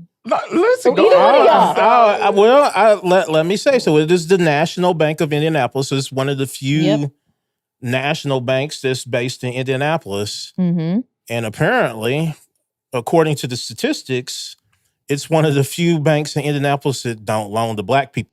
Period. What was the rate percentage? Okay, so their peer Their banks, peers. Mm-hmm. 22.6% of the loan applications were to black people. And we make up technically 27.5%. So it's a little bit lower than the population. We're close. But it's close. Mm-hmm. True. National Bank of Indianapolis, they loaned to 4.5%. 4.5%. And the year before, I think it was 3.4. And the year before that, like the only good year they had was 2021. And I know Thanks, George Floyd. No, it was. And I know that for a fact because I know some things. I can give y'all I know some things, but I'll give y'all a little more. Somebody died. And keep in mind, these are applications, not them actually getting the loans. this was just applications. So it's really, this is really a like a thermostat on this is really, I said a thermostat, but it's really checking the temperature on their intentionality and engagement. And they do not have a bank in a black neighborhood in Indianapolis. No, and all they wanted most of their banks are nice, real prominent areas. And all they wanted to put was Money Machine. But you would ask, like, wow, none of these people did their homework on the National Bank of Indianapolis. Like, why didn't anybody know this about who vouched for this bank so hard that we did not ask enough questions? Maybe they fell into the 4%. But because the city had concerns. The city had concerns about the location of this bank machine basically being out. It's not, even though it is a partnership with a church, that church is not, it's not directly at the church. It's like a couple blocks away. Exactly. Like in this abandoned parking lot. It takes away the excuse if you're not giving your money on Sunday. Just go drive over there. You can even walk over there. It's probably it's probably a thing in there to show you where to go. Ooh, you left your tithes? Go down there. Oh, Lord Jesus! Maybe that's why they didn't want to put it in the church. So it didn't. They hear Greg's mouth. They hear Greg's mouth. But no, why didn't they ask questions? Who vouched for this bank? This great bank. So in the hearing, apparently the city came out and expressed concerns, like it's awfully close to a Purple Line station to be having like a drive-through ATM, and then it's in this abandoned parking lot, and so. Is it like the one at Flanner that was at Flanner House? Yeah. So they tell you there's a live person. This one didn't live, but the one at Flanner House was live. And so the teller gets to see you, and the person's behind you with a gun. It was like, hey, by the way, we're gonna deny your loan, but you're getting robbed too. Oh my God! Oh my God! Oh Lord, call 911. Like, what is this, man? There may be safety concerns with the location. There's safety concerns. There's a man behind you with a mask on. I know you're trying to get some money out, but it looks like you're gonna be withdrawing more than you chose. I'm scared when I go to the ATM that's attached to the bank. Yeah. I'm looking over my shoulder the whole time. But they're gonna put you in an empty parking lot where somebody can just next to the bus line, that somebody can just run over, rob you, and catch the bus.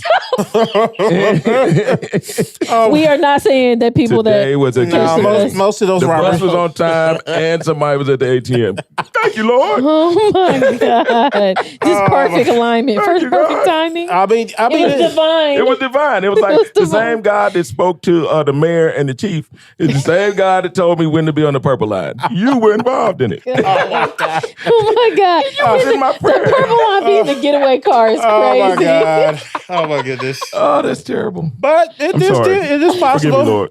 The city employees expressed concern, and they wanted the ATM moved closer to the church or attached to the church, which would make sense. And there was one counselor that came church in. Don't want that liability. Yeah, you rob somebody in the church parking lot. That's automatic hell. Because you can't have everybody robbing people at the church. Yeah. But anyway. Oh my God. There's a disclaimer at the top of this episode. There could be multiple robbers, is all I was saying. I don't know which. Oh my God. There could be multiple robbers going into that church. But anyway. I think one of the things that, when I look at this and on a serious note, is that we have been conditioned to not understand banking. I've teed y'all up for the conflict this whole time. Okay, let's go. So the one counselor that spoke in and overrode the city employees that had valid concerns about this is none other than City Council President VOP Osley, whose wife is on the board of the National Bank of Indianapolis. Y'all, you can't make this ATM up. Adding to the mess. Where is that at? That's the one. Adding to the mess. Adding to the mess. Lord help us. That's a fact, y'all. This is ugly. Samuel Enron Osley. Enron strikes again. So the Fair Housing of Indianapolis watched the video of the hearing, and they were shocked to see that VOP did not disclose that information in the hearing, that his wife is a board member when he went in there and override the city employees making valid concerns about this ATM. Let's go exploit the black community when they actually need a bank. Yeah, they need a bank. Let's exploit them with the ATM with all these fees and charges and whatnot. And then the potential to add to crime. Yeah. And this is exactly what we're talking about. These fools cannot stay. And let me tell you more about because I know it's going to come up, and there's going to be people upset that we spoke about this and everything, and the great I don't care Renaissance program that they have going on. Let me tell you, I've been to the website, I've looked at all the information, including the $200,000 of down payment assistance, and this is the bare minimum that banks are pretty much required to do under the Civil Rights Act of 1968, which is you called CRA, Community Reinvestment Act, which is part of that. Come on. There is nothing going on, to my knowledge, unless y'all, because it hadn't hit the news, there's nothing in this program that is not a part of what a bank is expected to go do. I don't even know where all the money came from the down payment assistance, but I doubt the bank came up with it all by itself. Help us. So I'm not saying not to deal with the bank, but don't give the community a raw deal, and don't pat yourself on the back, acting like you're doing more for the community than you're actually doing. And you really should. Now we know why VOP actually showed up. Whoa. Yeah. Well, and you gotta disclose conflicts of interest when your wife is on the board of a bank and people are raising valid concerns. And it just so happens to be a terrible ad bank that doesn't do right by black people, but you want to put their ATM in our communities that are desperate in need. You need a grocery store, and we're putting a convenience store there instead. And not just are we putting a convenience store there instead, it's full of everything that could kill. Yes, that's what it is. That's a vending machine. That's an equivalent of a vending machine. A vending machine, but not just any vending machine. Not just any vending machine. A vending machine that your family happens to own and benefits directly from.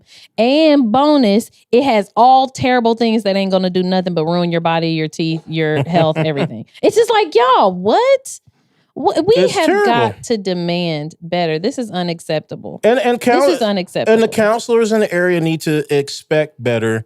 And you need to understand what the Community Reinvestment Act, which is the Civil Rights Act of 1968, it bans redlining, but it specifies that the banks need to put time and energy into all these financial literacy classes that y'all like, ooh, the bank's really going to work with the community. They're expected to do that. Yeah. Please, for the media that is reporting on it, they're expected to do that. Please come talk to us when the bank is doing something above and beyond, especially when it's addressing the harm that they have caused the black community. I'm like, what, for lack of better photo ops, I'm just baffled by like 7 people that would stand in front of an ATM like it's a big building that they just erected. I mean, you would have thought it was a bank branch. Why would I stand in front of an ATM like, look at the building we just built? It's like, it's a daggone ATM. But I'm just confused as to the celebration. And then the other thing, to get back to this, is that those banks understand something that we don't understand about ourselves. And what is that? Is that being that the dollar stays in the Black community for 6 hours, that when you realize if you work an 8-hour shift, your money's already gone by and you still got 2 hours to work. And so we look at this and banks are lending institutions. Yep. So the money that we put in the bank sends it out and puts it into all this other kind of stuff. So when we look at this, we got to do a better job of understanding why we're not getting brick and mortar. We are getting vending machines per se. And it's because they're like Black people withdraw. Yeah. It's like we when you realize that, we'll get into this at another time, but the wealth gap and the median household incomes and all those types of things, and we wonder why banks are not in our community, is because, at least not in their defense, but just in truth, they know we don't have resources. They're lending. You said this earlier. They are lending institutions, and we're not going there to. We honestly, we don't go there to borrow money. We go to take that money out. If we go to take actual money that we have out, but I feel like there's so many other things that play into that, though. Sure. Why we're in the position to not be able to borrow, or to be able to save, and not knowing how to leverage the assets that we have to borrow in a way that is, know what I mean? Like, and let me say something else about this. People have said, well, this is a relationship, a start of a relationship. It is a machine. It is a machine. It is not. These folks at this bank have made it clear that we won't even touch your applications, let alone you. But when you have people who are in leadership who don't recognize that, that's the problem. Yeah. People always ask us, why do y'all battle us? Because it's like a heart surgeon. It's like the bad thing about advocating for our people is we have to fight through the scar tissue to even get through the heart. And 9 times out of 10, the scar tissue looks like us. What district you in, Greg? We finna vote you in? No. What district you in? I've moved. I'm in Washington Township. What's her name? I can't remember. Brienne Delaney? Delaney. Okay. Yeah. Okay. It's Delaney. But the thing is, again, when you look at this and you realize that we are conditioned in a way to we don't know the business. But we expect the people who are standing in front of this freaking ATM to know better. I expect you, for real. If you're representing a predominantly Black community, so one of the things that I love to ask elected officials, or especially candidates, is how will you use your seat to improve the quality of life of Black people? Okay, yes, it's a question that I ask them all. Okay, standardly. Now, my problem is nobody in the room asked this bank like, what have you been doing for Black people and what do you plan to do for Black people? Because it can't just be this ATM. And if it's the start of a relationship, that question should have been asked. And if it was, and y'all knew this data, so either y'all didn't ask those questions and you don't know this data, or you did ask those questions and you did have this data and you decided to do it anyway. And this is the best deal that you could get for your community if you did know the data. Yeah, it's like, unacceptable. It is unacceptable in any way, shape, or form. It's nasty work to take a picture. Yeah, it was. Yeah, it's nasty. And I think, we criticized it. And I think the picture, especially with VOP being in it, was right after ordered the violence at the It was right after meeting. The violence at the council meeting. He made sure he went to go look like he was doing something, and then we find out not only was you not doing something, you was pretty much doing wrong because you didn't disclose the conflict of interest. Preacher was happy. Oh, Lord okay. Jesus. Y'all, it's unacceptable. Yeah. It's unacceptable. I won't make this. Plate. I won't. She was trying to ignore it. She was trying to ignore it. There's a disclaimer at the top of this episode. Disclaimer. Because I won't attribute this to folks' character, not everybody anyway. But this whole conflict of But it looks like there's a Conflict of interest with benefit to the Bob. people in the picture. That's the problem. We gotta analyze this and be like, what do you gain from this? Yeah. Because there's no way I'd be in that picture if there wasn't a benefit. I know it's not beneficial to the community. So what does it mean to me? Unless you don't understand that an ATM don't mean shit. Yeah. I mean, what I said to one of the people in the picture was that the only way that I could support something and I would support you being in that picture is if you had the bank unlock the ATM before you left. That's a fact. And if that happened, I would be like, take all the pictures you want. That'll be the day I ride the purple line. Okay, you everybody has a price. You put something back into the community like that. All right, they unlock it. Let me know this purple line schedule. I'll be there. Purple line schedule. Open that, and it's not too late. And it's not too late. Put that ATM there and open it for community use. Just unlock it. Period. That's because you actually owe that to us. And not just for that church's use, the general community.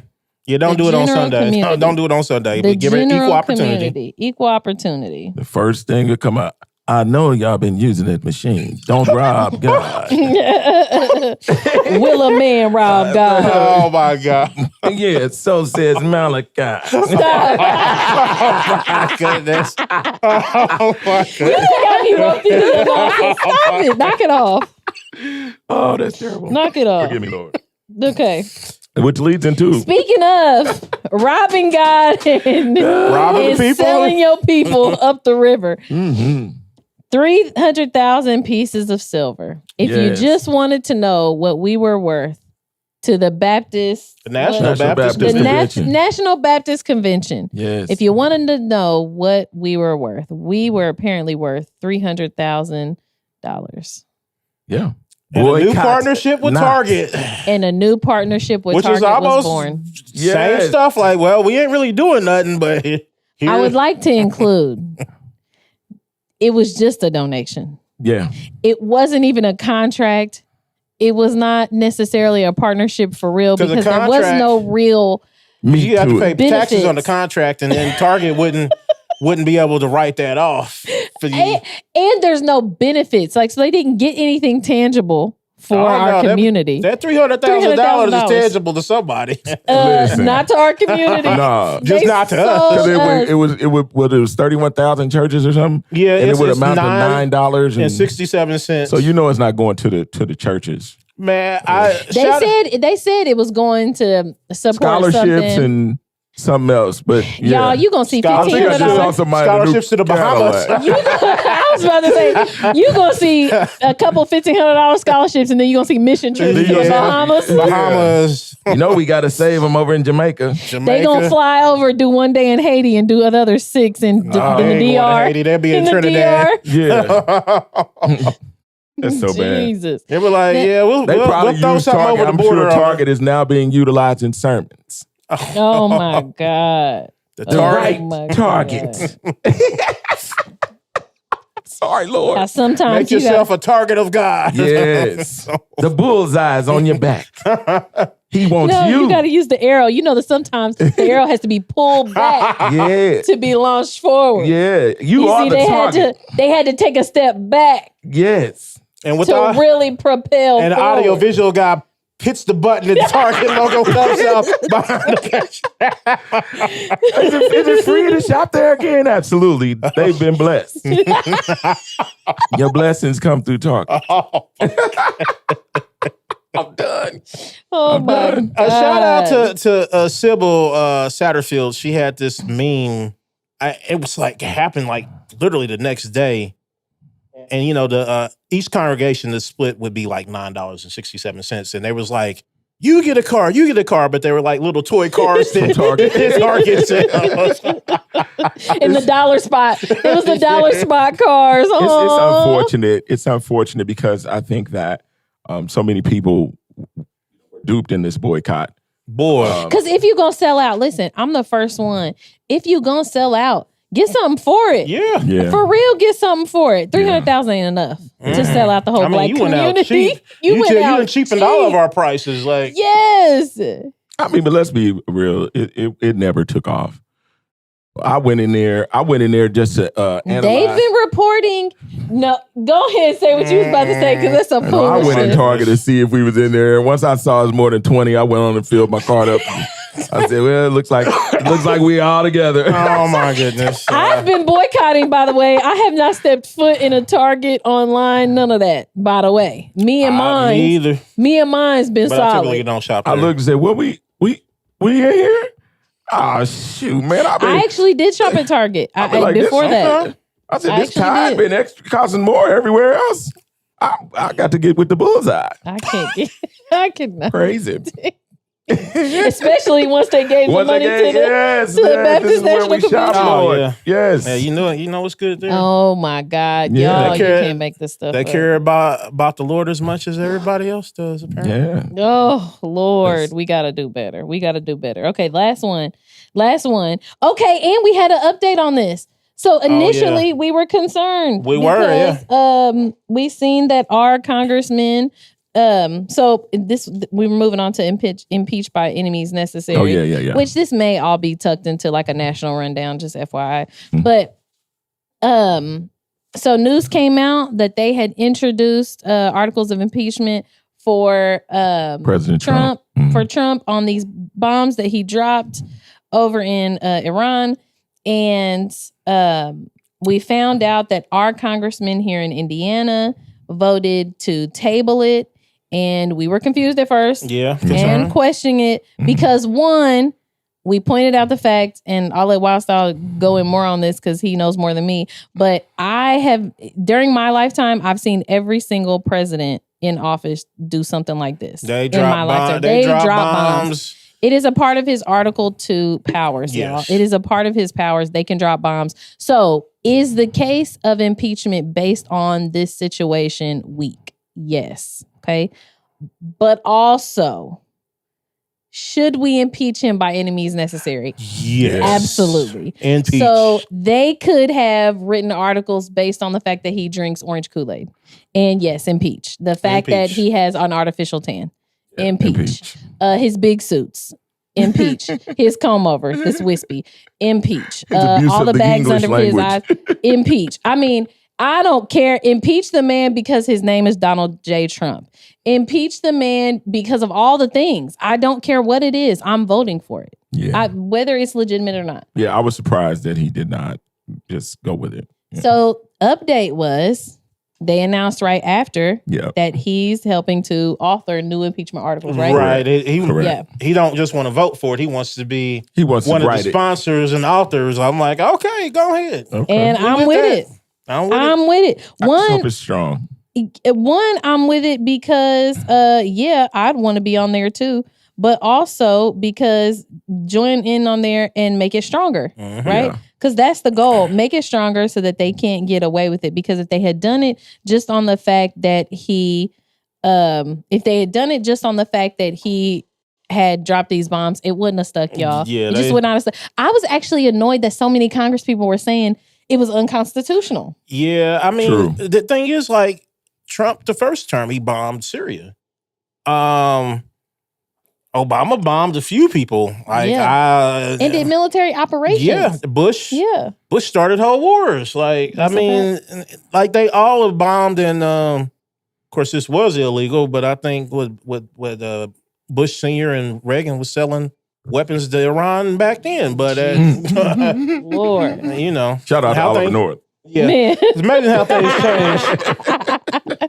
You go from buying the bombs to eating the bombs. Yeah, I do. I think that it's good that he's come back to actually author something to try to get an impeachment on the table. Yeah, I was happy to see that. Yeah, because I was totally shocked because it was 125 Dems that 128. That actually we were like, what is going on? Like, that's why I figured something was up because that was just wild. Because again, I'm just impeached. I would have voted for anything. I'm not gonna lie to you. Impeach him. He's done crayons. plenty of other impeachable stuff. Yeah, he's done enough. plenty of impeachable things. Like, and y'all know I've been asking that on here. Like, why has he not been impeached? He could have been impeached before inauguration. That's a fact. He should have never made it on the ballot. He's an insurrectionist. He incited an insurrection. Treason, convicted felon, like legitimate. All of that stuff is legitimate. And the fresh convicted felon, not like something like you made a mistake a couple years ago. You made a mistake in 2021. Yeah, I'm not gonna. It's unfortunate. I mean, but again, outside of that, we're dealing with our own tyrant. But I guess that's another show. Yeah. Who and listen, George Hornado is on here talking tough. I see a video he just posted an hour ago. I got to meet with him Andre Carson to this week, actually. Nice. So I can tell y'all a little bit of the scoop. I hope I don't get in trouble. I don't know. Who cares? They can't really check me for real. So George is trying to get his van access. He is a member of the SEC. The DNC chair, the new chair, has set a standard where they are not challenging incumbent Dems, because if you're a member of the DNC or a representative of, and then you challenge an incumbent, it looks like the organization is in that position and they don't like that. So to me, it sounds like they're trying to say you just can't do both. Okay. Right, you can't both be a part of this or whatever. So Karen Talion let George Hornado know that he's a member of the SEC and he's attempting to challenge a Democrat incumbent, and so she will be denying his van access request. This just happened, y'all, the other day, and I found out. Now I'm still for Carson, but I think I'm still for Carson. But I'm also pro.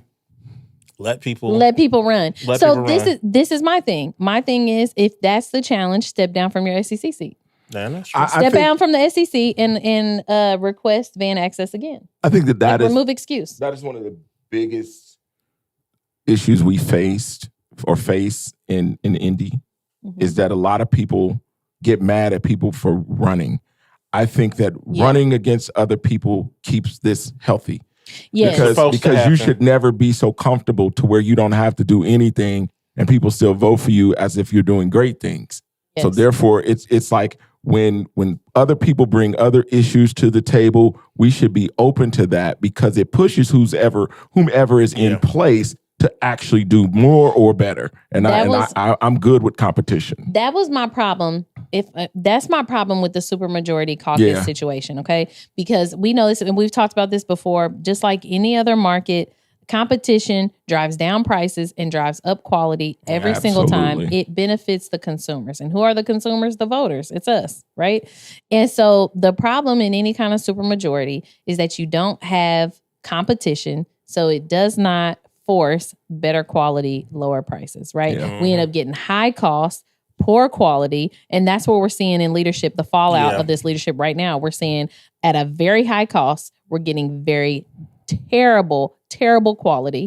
And it is the result of this supermajority. But that's why I was saying, if we get rid of that caucus and we have smaller groups within the Democratic Party, right? If we had like smaller caucuses, for example, now there's competition. They have to actually work to get each other's support. They have to actually work to get voters' support and stuff like that. So I'm not mad at the challenge. I will say about this one specifically, and I'll stand by it, George would have been such a better candidate against some of these seats that are kind of on the edge, that are teetering, that he could have actually won. I think part of the problem is that his dollars came with very specific intentions. And that's one of my major concerns. And the campaign finance reports, which I will eventually report on here, will tell you what those interests are if they're there. Yes. So I am thinking there's interests that are going to concern us, and that concerns me now. And then, and that's why he had to run against Carson specifically. So I don't mind the competition. It's democracy. He can run. I just think this would have been better used somewhere else and in other places. But I love that Carson is signing on to the Impeach Trump train. I love that not only is he signing on to support, but actually as a co-author. I love it. I'm here for it. And yeah, boy. Shout out to impeach him. Impeach him. Impeach Trump. Impeach Trump. Shout out to our congressman. So that's our show for today. right at the 2 hour mark. Look at us. But we here. I'm gonna do my best to get this out as soon as possible. So maybe y'all see this on Wednesday. I don't know. We'll try. But anyway, appreciate y'all joining us. Obviously, at the end of this video, there will be a slide where you can connect with each of us individually on social media. It is definitely a hoot to especially follow these two. I feel like I'm a bit more safe on social media. I don't want written proof in the future. I'm just playing. But make sure to subscribe. Like, share, subscribe. Yeah. Yes. And check out our new handle, y'all. It is now The Black Briefing. It is at The Black Briefing. So we've dedicated the channel now to the podcast itself. And as always, y'all, please share this. Please subscribe. Please encourage other people to subscribe. I know some of y'all are on the low. So listen, just use your burner Gmail and subscribe. That's okay. Okay. Just use your burner Gmail. Subscribe to us. We're trying to build this thing. We're at 180 something. 188. Wow, okay. 188 subscribers. Y'all, it goes up every single time we drop a video. But we could do so much more with your help, with your support. We're going to bring more interviews. We're actually working on getting somebody for an interview right now. So definitely make sure you guys tune back in for that. But other than that, I'm sure we're in for another wild week in Indy. So we'll see y'all soon. Knows what's going to happen. Appreciate y'all. See ya.